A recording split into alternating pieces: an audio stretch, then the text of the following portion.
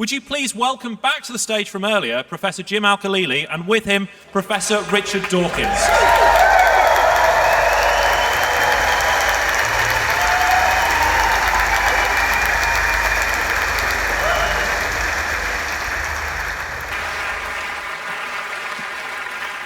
Hello, hello. Good afternoon, everyone. I can still see the queue sort of snaking back there. They should have put us on the main blinking stage, shouldn't they? Yeah! Shall we all just get up and go and... No. So, festival attire, Richard Dawkins. This afternoon, what we want to do, I mean, this is not an interview, it's a conversation. Richard and I had a quick chat about this earlier, and he would like to ask me some questions as well. But essentially, we want to talk about his book, A Science in the Soul. And so I'd sort of been through, and I thought, well, I can get a few questions together. But I think we'll just see how it goes. We'll have a chat. I want to certainly leave enough time for as many questions as possible from you. So I want to start by saying that when I read Richard Dawkins' books, I'm slightly annoyed. Not because there's anything I disagree with, because actually it's a read. Yep, I agree. It's because Richard writes in a way that so eloquently that I feel I wish I could have said that or written it like that. Very, very persuasively. Twitter, different matter. But we won't go there. But Carl, you quote Carl Sagan's demon-haunted world. You quote people like Bronowski. There's a poetry in writing about science that is over and beyond just explaining. Science is hard, and the interesting stuff is actually quite hard to explain. But is there a process you go through in rather than just explaining, but trying to put it in a way that you feel has sort of literary value? Well, first of all, while we're trading compliments, for which thank you very much. I didn't realize I'd complimented Richard Dawkins. I did it, yes. I attended Jim's talk earlier today. I thought it was one of the best science talks I've ever heard in my life. It was terrific. Thank you. Now, as for tricks of the trade for writing, I never know quite what to say when somebody asks me that. I've never actually given a lecture on how to write about science, I don't think. The obvious tip is put yourself in the position of the reader. Imagine yourself being the reader as you write. And not just the reader, but lots of different readers. So I imagine it being read by all sorts of random people, maybe somebody who just phoned me up, and therefore they're in the front of my mind. And so I think, what would she think about this sentence that I've just read? Would she get it? Would she be confused? Would she be annoyed? How do I change this sentence? And so, in a way, every time I read through my stuff, which I do very, very often while I'm writing it, it goes through a kind of Darwinian process of natural selection. And every time I read through, it comes out a little bit different, because it's been selected. Is this the next door tent, or is this our tent making this noise? If it's our tent, I'd hope they'd have turned it down. It can't be our next tent. door. I think we just have to power through. Can people at the back hear us? Okay. Good. There you go. We'll just have to. Somebody said no. That's very perceptive. It's more difficult. It's more easy to project when you're giving a lecture than when you're having a fireside chat. That is true, yes. Quite hard to project when you're talking to somebody who's only a yard away. We'll do our best. Yeah. So, your latest book, Science in the Soul, which is a collection of essays and lectures that you've brought together. But I'm interested in the title. For a renowned atheist, a lot of people will say, soul? Richard Dawkins, you believe in a soul? So, where did the title come from and why? Well, that's part of the point. I rather resent the way the religious have hijacked the word soul, hijacked spirituality. You mentioned Carl Sagan a moment ago. Jacob Bronowski's another, where the poetic style of speaking is redolent of soul, redolent of spirituality in the non-religious sense. So if you look at the Oxford Dictionary definition of soul, there are two different definitions, and one of them is the supernatural, the soul that survives your death, that kind of thing. The other one is the poetic sensibility, and that's that's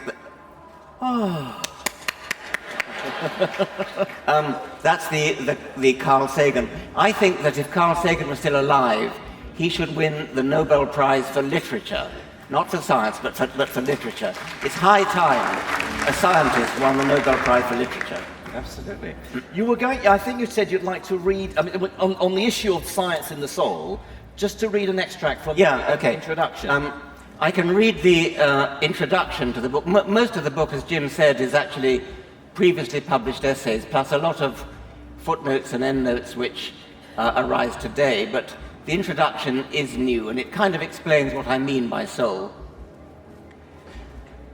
I'm writing this 2 days after a breathtaking visit to Arizona's Grand Canyon. Breathtaking still hasn't gone the way of awesome, although I fear it may.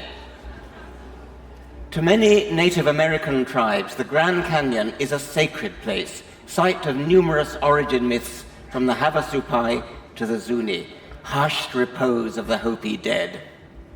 If I were forced to choose a religion, that's the kind of religion I could go for. The Grand Canyon confers stature on a religion, outclassing the petty smallness of the Abrahamics, the three squabbling cults which, through historical accident, still afflict the world. In the dark night, I walked out along the south rim of the canyon, lay down on a low wall, and gazed up at the Milky Way. I was looking back in time, witnessing a scene from 100,000 years ago, for that is when the light set out on its long quest to dive through my pupils and spark my retinas. At dawn the following morning, I returned to the spot, shuddered with vertigo as I realized where I had been lying in the dark, and looked down towards the canyon's floor.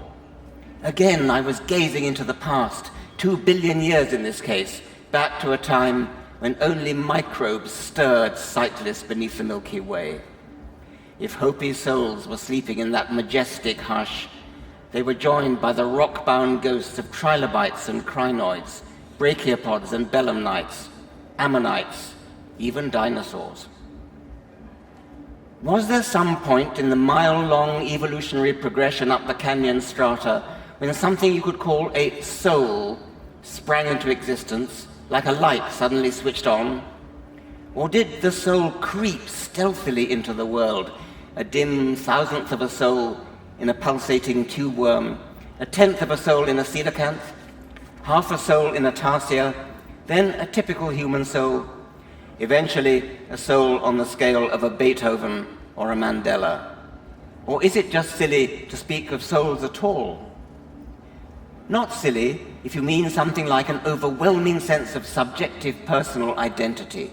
Each one of us knows we possess it, even if, as many modern thinkers aver, it is an illusion. An illusion constructed, as Darwinians might speculate, because a coherent agency of singular purpose helps us to survive. Thank you.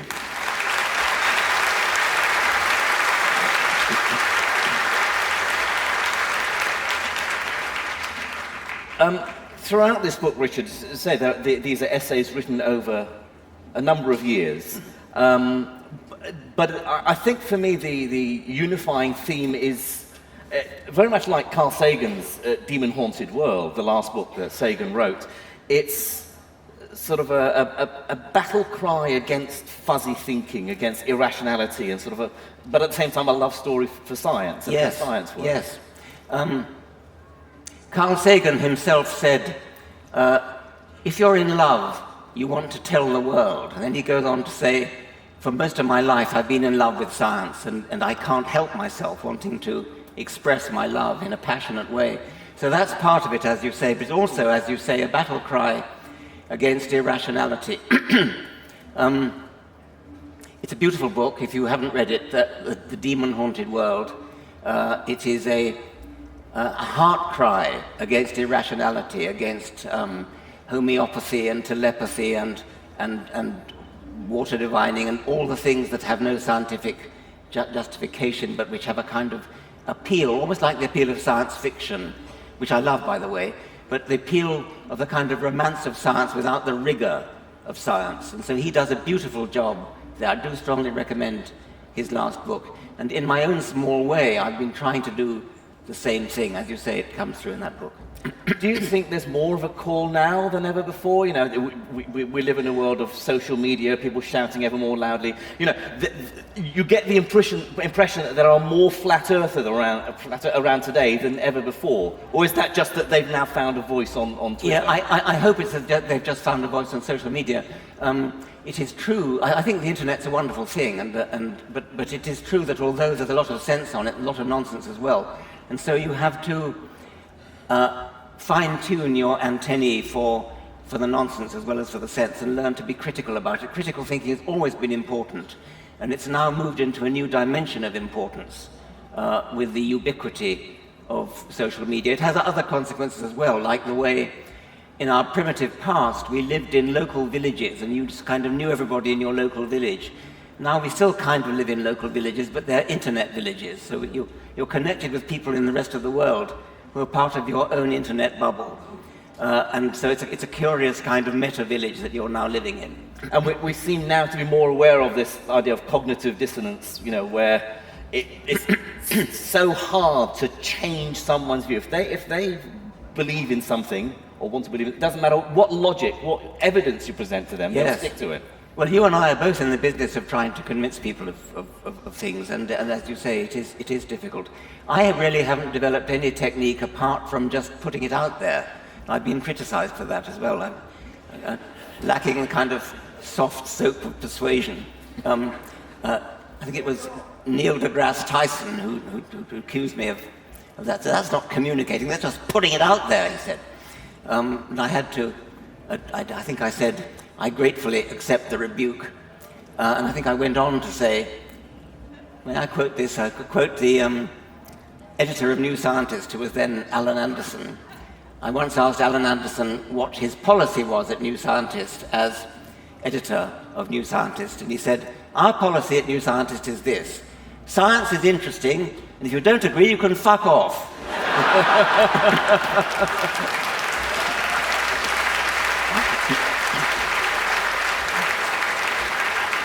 Obviously, all the mums and dads of young children are not clapping. I mean, do you feel, in a sense, that is your role, that, you know, agent provocateur, or to say something you know is going to get a reaction because someone has to do it? Well, I wouldn't put it like that, really. I genuinely want to be clear, and I genuinely want to communicate what is known, or in some cases what's not known, but which we can speculate about. So my aim always is clarity. It's also the romance of science, as we're talking about Carl Sagan as well, to try to make it poetic. I think there are, well, perhaps you don't agree with this, I think you probably do, the ways in which people try to make science appealing. I distinguish between, we could just take an example of the space race, how you make that appealing.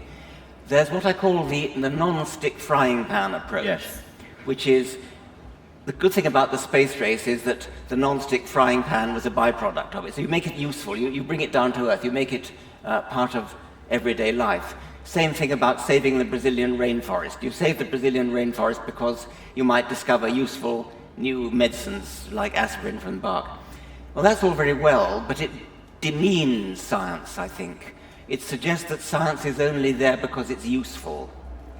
And I want, I think along with Carl Sagan, and probably along with you, Jim, to emphasize the romance, the artistic aspect, the aesthetic aspect, the poetic aspect of science, looking out at the galaxies, looking inwards at the quantum world, and make science like one of the arts. Make it appealing in that kind of way, and that's what I try to do. There's a quote in your book where you make this very point about the visionary poetic side of science to stir the imagination, as opposed to the non-stick frying pan school of thought. But you say, and you say somewhat provocatively, you say, a tendency I have to compare this, looking for the usefulness of science only, equivalent to the attempt to justify music as good exercise for the violinist's right arm. That's right, yes. Yes. That somehow that's the only use of there has to have some practical application, listening to music, playing music. I'm fond of that, and while we're on music, I think another way to put it would be to say you can appreciate music, you can enjoy music at a fairly high level without actually being able to play the violin or play other instrument. So many people are put off music because they're made to do five-finger exercises on the piano or something. And that might put them off appreciating music as an aesthetic experience. And you can do the same with science. You don't actually have to know how to use a Bunsen burner in order to appreciate the poetic, aesthetic value and educational value of science. And are we... I mean, a lot of people say, well, you're putting funding into big research projects, whether it's something like the work here at Jodrell Bank, looking for particles at the Large Hadron Collider, and that costs hundreds of millions of pounds. Shouldn't we be putting that money into finding cures for cancer and so on? And sometimes, we have to find the right way of communicating to people that we're doing this because the curiosity defines our humanity. I mean, it's always difficult because in anything that involves money, and there's huge quantities of money in big science, so it's always the case that the more you spend on Peter, the less you have to spend on Paul. And so there is a trade-off, obviously necessarily, and we have to strike a balance. I tend towards the big science, blue skies end of that balance, while not neglecting the cure for cancer end of the balance as well. When I visited the Large Hadron Collider, when I visited great telescopes like on Hawaii and the Canary Islands, I moved literally to tears by the beauty of this magnificent, gigantic enterprise that makes me proud to be a member of Homo sapiens, to be doing this thing. And also my pride in the fact that it's international. You go to a place like CERN and you're surrounded by people talking lots of different languages. They come from all over the world. Same with the giant telescopes. I think it's one of the highest achievements of humanity, along with Beethoven and Shakespeare. And I guess a festival like Blue Dot is a good evidence for that. People come here to listen to music. Well, what use is that? Well, they're also coming here to listen to talks about science, and we're not having to explain to them the latest developments in technology. We're just feeding their minds with science as well as music. I'm enormously encouraged by the number of people who come to this kind of thing. Well, they're still all queuing up outside trying to hear what you have to say.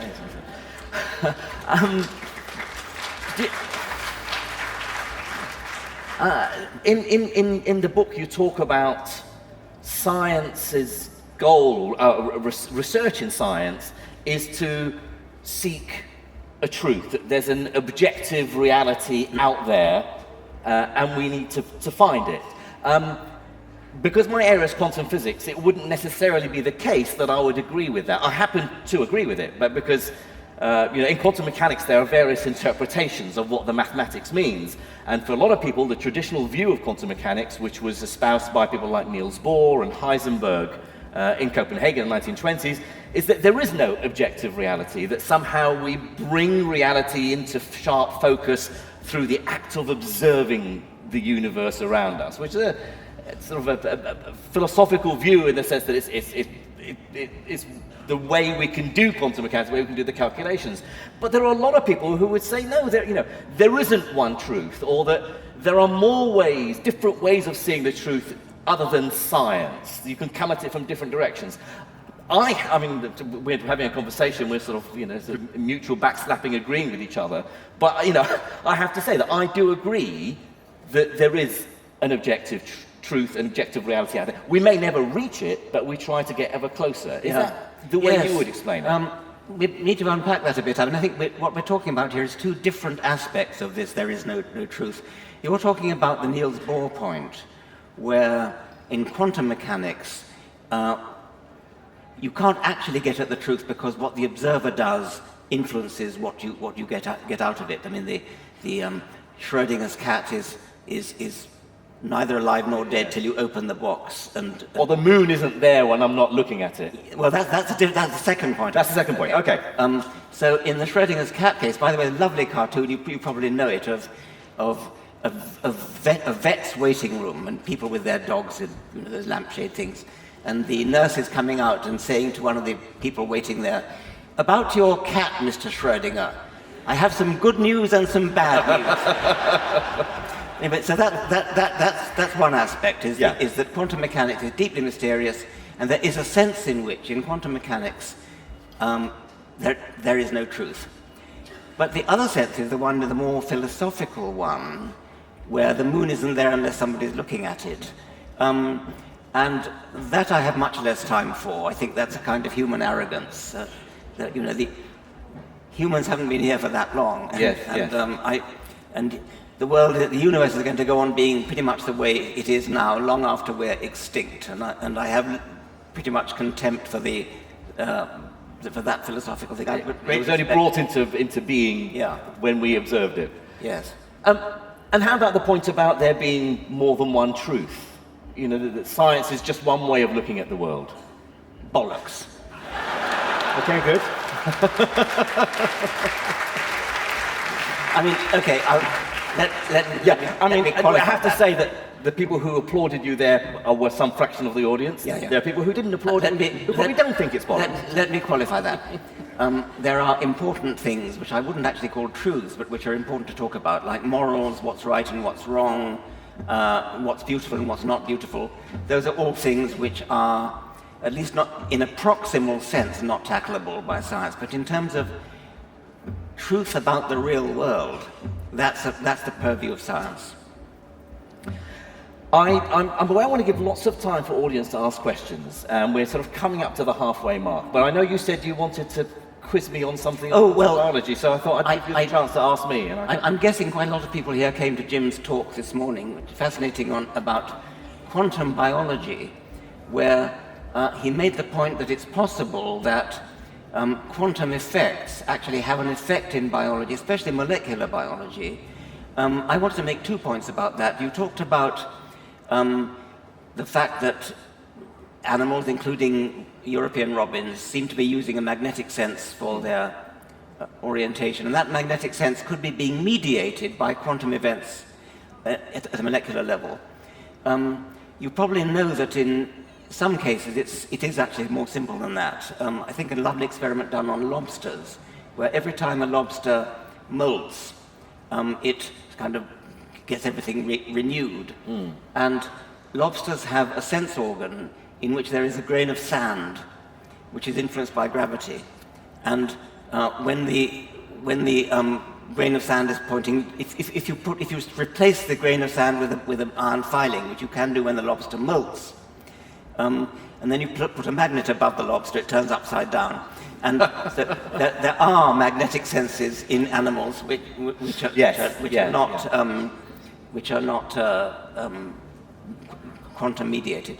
The other thing more serious I want to ask about was there was a book written, I think, in the 1960s by a neurobiologist called Delisle Burns, called The Uncertain Nervous System, where he was making the point that there are, I think he was talking about statistical mechanical randomness in the nervous system.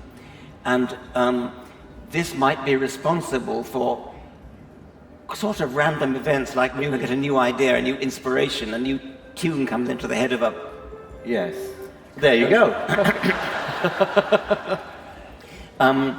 And trying to interpret this in terms of a random event in the nervous system, causing a neuron to fire which it wouldn't otherwise have done. So.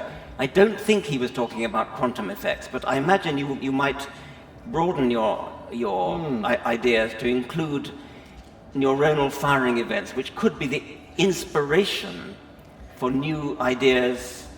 Yeah. Well, look, on your first point, I talked about, for the people who weren't in my talk earlier, the European robin migrates south from Scandinavia down to the Mediterranean every year in the autumn, and it was discovered in the mid-1970s that it can sense the Earth's magnetic field, which is very weak, but nevertheless, it's able to sense it, and that gives it directional information. And I remember, well, I don't remember, but I know at the time, Peter Atkins, the chemist, good friend of ours, accused the ornithologists who were presenting this idea as charlatans. He said, how can something as weak as the Earth's magnetic field influence organisms, and creatures, and tell them which way to go? It's so weak.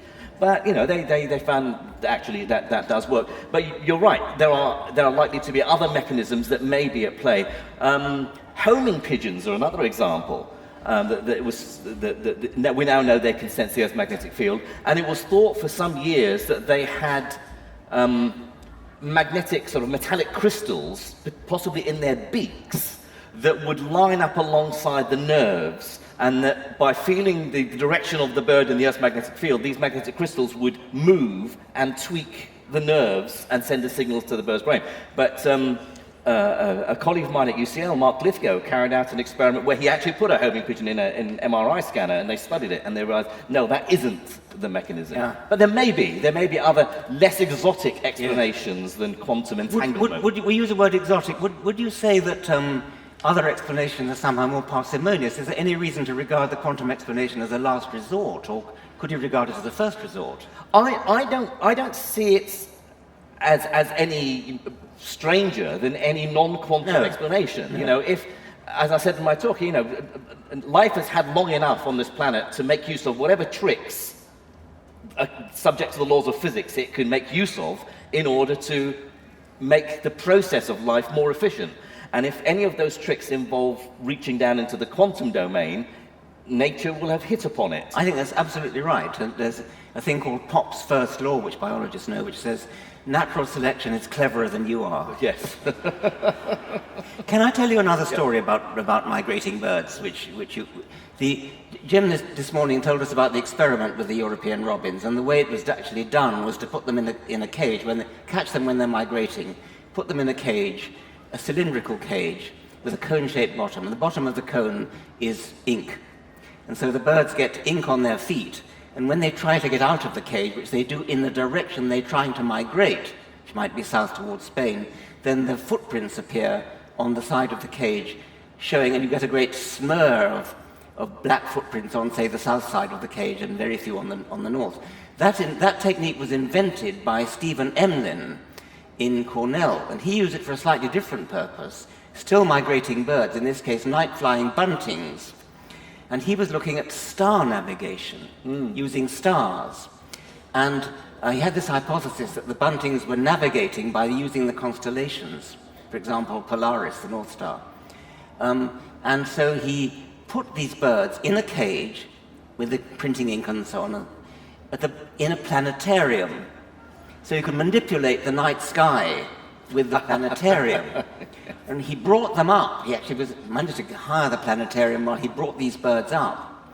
And so he brought them up from youngsters in a planetarium where the night sky in the planetarium did not revolve around the North Star, but revolved around the middle of Orion's belt.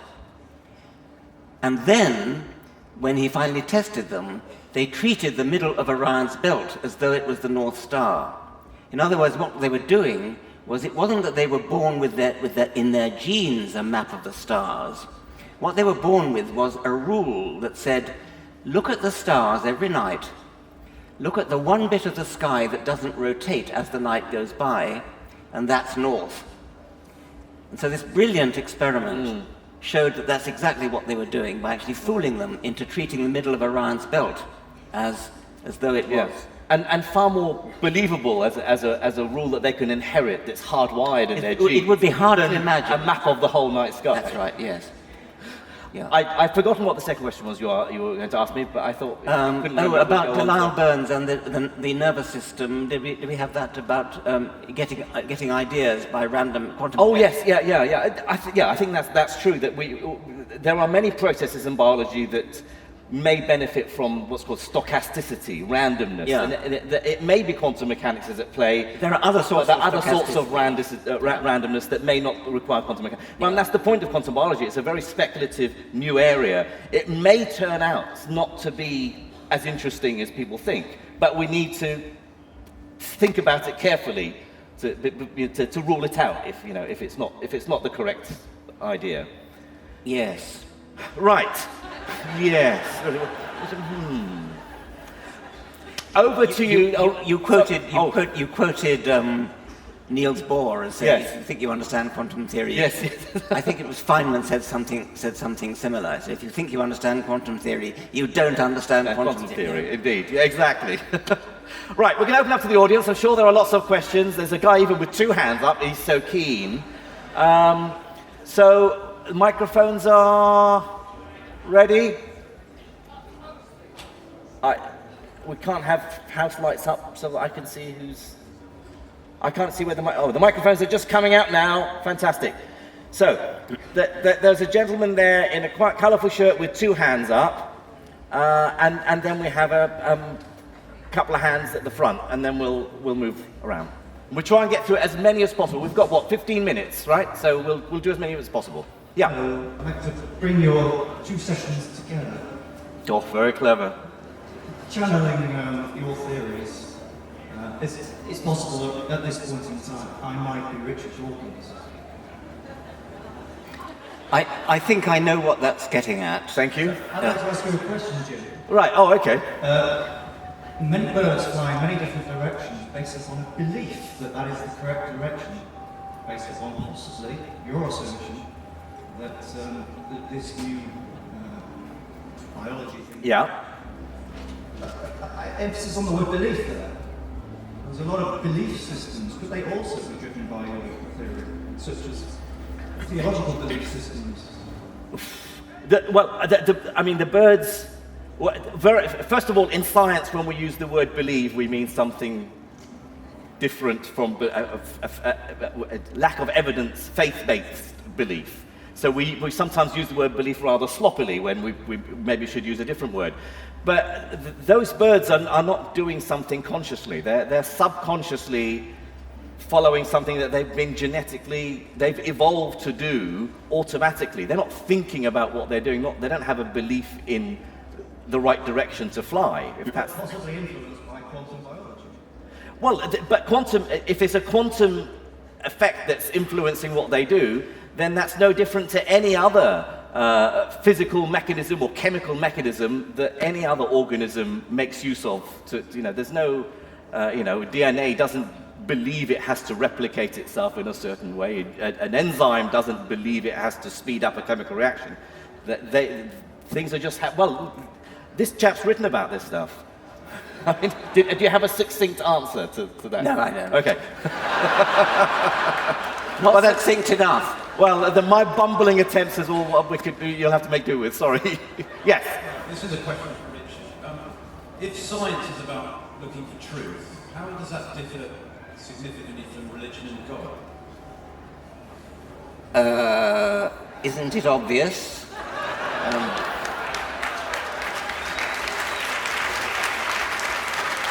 We look for truth using evidence that we can actually go out and test experimentally, and I think that is the utterly crucial difference.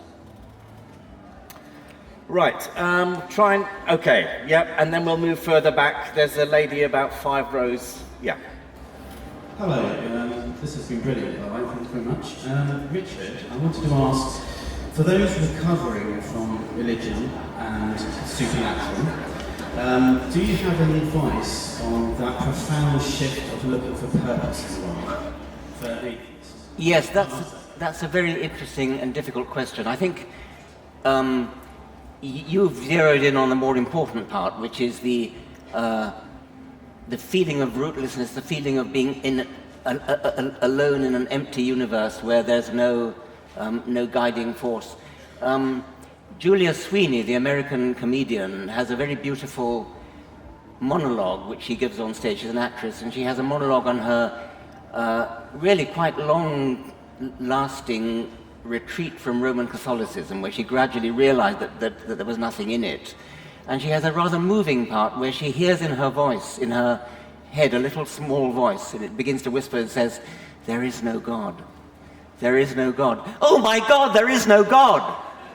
And then she says, "But then, how do we go on? I mean, why do the planets go on orbiting in their elliptical orbits? And oh yes, Newton's laws, Kepler's laws. And so she gradually sort of gets to grips with that. Some people find it scary to be alone in the cold wind of reality in an empty universe. You can see it the other way around. You can see it as exciting and thrilling and enthralling to be to have the power to look out at the universe and say, I'm going to try to understand this. I'm on my own. We're on our own as humanity. It's something that no other species has ever done. We're privileged to be able to look out and actually understand what this universe is, why we're here, how we came to be here in the first place. I find that exhilarating. I find it an exalting feeling. So I encourage that way to look at it. The other problem when you're recovering from religion is what you do about your family and your grandparents and your uncles and aunts who are shocked. And that's a very difficult problem, and I hear it a lot from people in America who have lost their religious faith but do not dare to admit the fact to their families. And it's very hard to know how to advise them, and there's some really rather tragic stories of people being ostracized and cut off by their families because of this. Of course. Hey! We're both vice presidents of the British Humanist UK. I was president, but I've stepped down. Yes, yeah. It's a very good idea. That adopt humanism, much better. Yes. Hi, huge fan, by the way, of you both. But my question is for Richard. And basically, it stems from the fact that a colleague of mine recently, when she found out that I was an atheist, informed me that I was going to hell. Now, which obviously I was like a bit shocked by, but my question kind of is, if you know of any like movements towards workplace recognition of the fact that to me would, if I'd have said anything to her against her religion, it would have been classed as a hate issue. But she can quite freely say that to me, but I have no sort of comeback to it. Do you know what I mean? Yes. Well, in a way, that's a carry-on from the previous question. I reiterate that it is a very difficult problem. I mentioned the problem of being ostracized by your family, and you're mentioning the problem of having a friend who actually says you're going to hell. The doctrine of hell, I think, is deeply evil, and it's used to intimidate children, and it even intimidates adults. I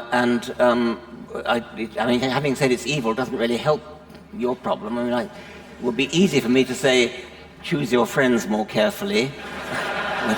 But I guess that's not very helpful either. My way would be calm and patient arguing. Where do you get that idea of hell from? What's the authority for it? Why do you believe whoever it was who taught you about it in the first place? Maybe a priest, maybe a parent, maybe a teacher. What reason have you got for thinking that they know anything? And the answer is probably none. But calm and patient reasoning is one way, which I would try. It might not work. I mean, an argument against that is that they're trying to proselytize and tell you that their view is right, that you are wrong. Is the opposite always the best way? Well, I mean, because you talked about calm and careful logical reasoning. They would see that as proselytizing in the opposite direction. They would, but I'm not sure that's actually right, because I wasn't saying just you're wrong. I was saying, where did you get that from? You got it from a priest. Where did he get it from? What is the fundamental authority that the priest had for telling you about hell? Is it based upon anything? And I think they wouldn't really have an answer to that. My attitude tends to be sort of indignation if people say, that you need the religion to give you the moral guidance or ethical compass. And if you are not religious, then you don't have that. And then I get very cross. How dare you assume that if you don't believe in a supernatural creator, you can't be a good person? Quite. And also, have you actually read the Bible? Because if you have, don't get your morals from there. Yes. Hello, thank you very much for spending your time with us today. I'm interested in knowing how you fall on the free will discussion. In a deterministic universe, and in one where even quantum randomness doesn't really imbue a choice, is there such a thing? Yes, I always hate the free will question. I think it's really a question for Jim more. I rather admire Christopher Hitchens' answer when he got the question, do you believe in free will? He said, I have no choice. The audience were destined to laugh at that. Yes. Preordained. I think I come down on the side of saying, yes, free will is an illusion. Everything that I do is determined. However, it's such a powerful illusion that you might as well forget about that. We all of us behave as if and believe as if we do have free will. It is a separate question, which is a sort of moral question, which is if somebody stands up in a court of law who's accused of murder and say, "My lad, it wasn't me that did it, it was my quantum fields or my nervous system or something," do you still punish them? And I think Dan Dennett's view on that would be, it doesn't make any difference whether you think you're ultimately determined. If punishment has any rationale at all, which might be, say, deterrence or something like that, then it's still there, whether or not your actions are predetermined. I'm not really sure. I don't think we could really run society if we simply said that nobody has any responsibility or blame for anything because their genes or their molecules or their quantum fields or something were responsible. Yeah. For what it's worth, I agree. Really answer that. Yeah, no, my view is we live in a deterministic universe where the laws of physics will determine cause and effect into the future, and therefore we don't have free will. Everything's preordained, but we are unable to predict what the future would be. We can't see the future unless we could step out of space-time. Jim, which is impossible. Therefore, for practical purposes, that illusion is real. Yes, so we agree about that, but I want to ask you a question. Is it still the case, even in the quantum world? Does that make any difference to the deterministic universe? My view is no, because the quantum indeterminism, the true randomness in the quantum world is constrained to the quantum world, and that once you get to large macroscopic objects, that quantumness decays away. You're a quantum biologist. And I've just talked about quantum biology. Quantum mechanics may play a role in biology, and if a quantum event causes a mutation which can affect the macro, or indeed nervous system event. So that renders my whole argument obsolete, and I have to go away and think of it. Look, free will's a difficult question. Hello. My question is, it seems to me that nowadays science can change, we can disprove things and prove other things. Do you think that science has existed since the universe has existed and we're just discovering it, or do you think we're creating it? By science, do you mean... I've heard that question asked about mathematics, for example. So I'm not quite... Because science is a method that we have developed to learn about the universe. So what did you mean? The information that we get from schools, per se, the science we learn in schools. The facts? Yeah. So are we creating them by putting them into our own language, or are we just discovering them and presenting them as information? Richard, epistemology versus ontology. Yeah. I suppose it's true that, to some extent, what we think of as truth is coloured by the way we put it, and by the language that we use, and by our preconceptions. I have occasionally met people, for example, quite interesting actually, idea that in my own field of animal behaviour, it's been suggested that Japanese people approach the study of studying primates, monkeys and apes, in a different way from Western people, and that these two points of view are both valuable. I think they probably are both valuable in different ways in suggesting ideas, suggesting inspiration. But in the second part of the scientific enterprise, when you actually test it against the evidence, I think it should be the same. It should be the same whether you do it in Japan or here. But I think it's probably perfectly true that the epistemology, interferes, or in a good way, with the inspirational part of science. We have time for just one last question. Sorry, the gentleman right at the front has been waving since the beginning, so we'll make it quick because we have to wrap up in about a minute. Nice to see you both. Do you have, it's a question for both of you, do you have any ethical reservations about the improving ability we have to modify ourselves technologically to make us stronger, better, faster? And is there an argument that it is a legitimate form of evolution? Yes, that's very interesting. I unfortunately had to miss most of Kevin Warwick's talk. I imagine maybe that's relevant to what you're saying. I'm not sure ethical is the right word to use. I think maybe practical. I think we need to apply the precautionary principle to all sorts of things, and this would be among them. Is it a legitimate form of evolution?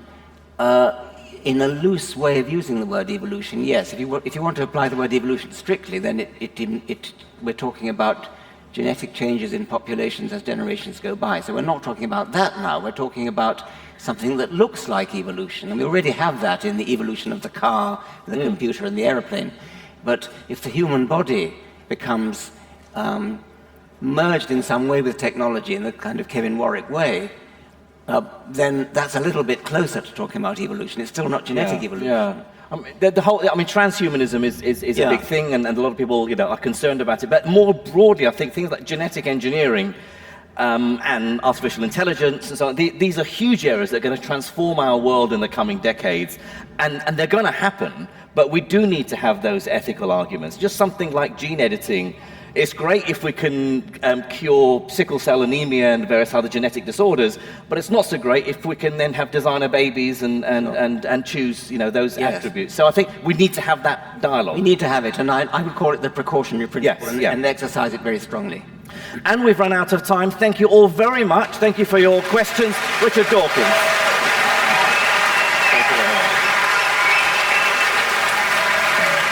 Thank you.